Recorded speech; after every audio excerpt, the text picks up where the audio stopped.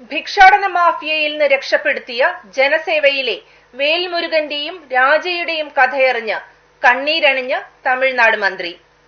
തമിഴ്നാട് സംസ്ഥാന ന്യൂനപക്ഷ വകുപ്പ് മന്ത്രി ജിൻജി KS മസ്താനാണ് ആലുവയിലെത്തിയപ്പോൾ നാടകീയ രംഗങ്ങൾക്ക് സാക്ഷ്യം വഹിച്ചത്.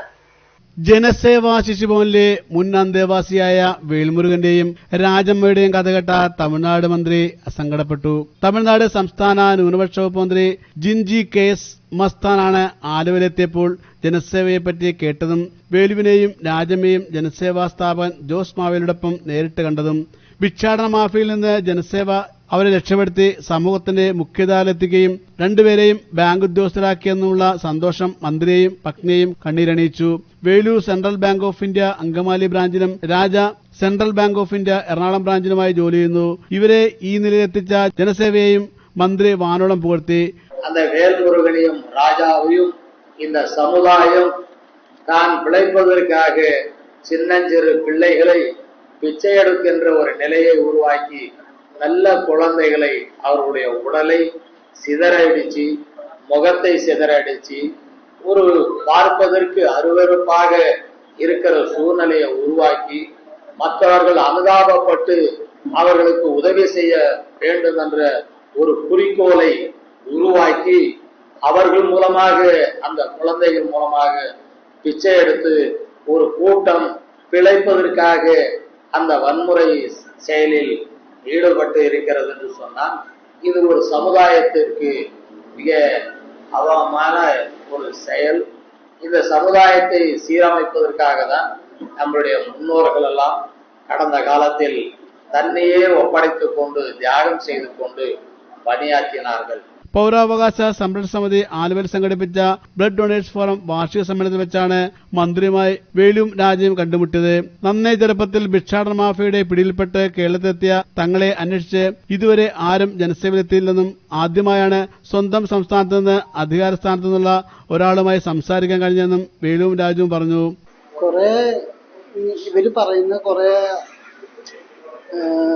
സ്ഥാപനങ്ങള് അതിൽ നിന്ന് കിട്ടുന്ന പൈസ എല്ലാം ഈ നോക്കുന്ന ആൾക്കാര് അവരുടെ ഇഷ്ടത്തിന് ഉപയോഗിക്കുന്ന അങ്ങനെയൊക്കെ പറഞ്ഞിട്ടാണ് ഇവര് അങ്ങനെ ചെയ്യുന്നത്.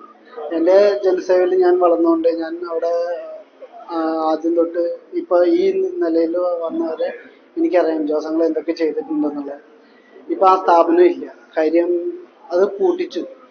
ഒരു എന്താ പറയാ, ഇപ്പൊ ഒരു തെരുവില് ഒരു കുഞ്ഞുപോലില്ലായിരുന്ന സ്ഥലത്ത് ഇപ്പൊ ഞാനൊക്കെ പോകുമ്പോ എന്തോരം ആൾക്കാരാണ് കഷ്ടപ്പെടുന്നത്. ഒത്തിരി പേര് ഞാനിപ്പോ തന്നെ കാണുന്നു. ഇങ്ങനെ സ്ഥാപനങ്ങളില്ലെങ്കിൽ ഞങ്ങളെപ്പോലെയുള്ള ഒത്തിരി പേര് വീണ്ടും തെരുവിലേക്ക് വരും. അവരെ ഒരുപാട് പേര് പീഡിപ്പിക്കാനും ഒത്തിരി കഷ്ടപ്പെടുത്താനും അടിക്കാനും അവരെ കൊണ്ട് ഇങ്ങനെ ബാലവേല ചെയ്യിക്കാനും ഒത്തിരി പേരൊക്കെ ഇതിന്റെ പുറകിലുണ്ട്. തങ്ങളെ കൂടാതെ ജനസേവ തമിഴ്നാട് സ്വദേശികളായ 100-ലധികം പിഞ്ചുബാല്യങ്ങളെ തെരുവിലെ ക്രൂരതകളിൽ നിന്നും രക്ഷിച്ചിട്ടുണ്ടെന്നും അവർ മന്ത്രി അറിയിച്ചു. തങ്ങളെപ്പോലെ നിരവധി കുട്ടികൾ ഭിക്ഷാടന ലഹരി മാഫിയകളാൽ ഇന്നും നശിക്കപ്പെടുന്നുണ്ടെന്നും അവരെയും കൂടെ സമൂഹത്തിന്റെ മുഖ്യധാരയിലെത്തിക്കാൻ മന്ത്രി എന്ന നിലയിൽ അങ്ങ് ഇടപെടണമെന്നും അവർ മന്ത്രിക്ക് നൽകിയ നിവേദനത്തിൽ ആവശ്യപ്പെട്ടു. 2003 ഏപ്രിൽ 3 ആലുവയിൽ ശരീരമാസകലം 70% പൊള്ളലേറ്റ നിലയിൽ ആലുവ ഗവൺമെന്റ് ആശുപത്രിയിലെത്തിച്ച വേൽമുരുകനെ ഡോക്ടർ വിജയകുമാറിന്റെ നിർദ്ദേശപ്രകാരമാണ് ജോസ് മാവേലി ചികിത്സയ്ക്കായി ഏറ്റെടുത്തത്. എറണാകുളം മെഡിക്കൽ ട്രസ്റ്റ് ആശുപത്രിയിൽ എത്തിച്ചാൽ കുട്ടിയെ രക്ഷപ്പെടുത്താനാകുമെന്ന അദ്ദേഹത്തിന്റെ വാക്കനുസരിച്ചാണ് പണമേറെ ചെലവഴിച്ച് വേലുവിനെ എറണാകുളത്ത് എത്തിച്ച് ചികിത്സിച്ചത്. പിന്നീട് ആലുവ അൻവർ മെമ്മോറിയൽ ആശുപത്രിയുമായി 1 വർഷം നീണ്ട ചികിത്സക്കൊടുവിൽ വേലുവിനെ ജീവിതത്തിലേക്ക് തിരികെ കൊണ്ടുവരാനായതെന്ന് ജോസ് മാവേലി പറഞ്ഞു. ഭിക്ഷാടനത്തിൽ നിന്ന് പറഞ്ഞ പണം പിടിച്ചെടുക്കാത്തതിൽ കുപിതനായ ഭിക്ഷാടന മാഫിയ തലവനാണ് വേലുവിനെ പെട്രോൾ ഒഴിച്ച് കത്തിച്ചത്. വേലു ഇന്ന് വിവാഹത്തിന് 3 വയസ്സുള്ള പെൺകുട്ടിയുടെ പിതാവുമാണ്. 2002 ഡിസംബർ 20-നാണ് തമിഴ്നാട് സേലം സ്വദേശിയായ രാജയെ ജനസേവാ സംരക്ഷണത്തിനായി ഏറ്റെടുത്തത്. ഭിക്ഷാടന മാഫിയയുടെ ശാരീരിക പീഡനത്താൽ തളർന്ന് അവശനായി വടക്കാഞ്ചേരി ബസ് സ്റ്റാൻഡിൽ നിന്ന് രക്ഷപ്പെടുത്തി സാമൂഹ്യ പ്രവർത്തകരാണ് രാജയെ അന്ന് ജനസേവയിലെത്തിച്ചത്. News bureau Ernakulam.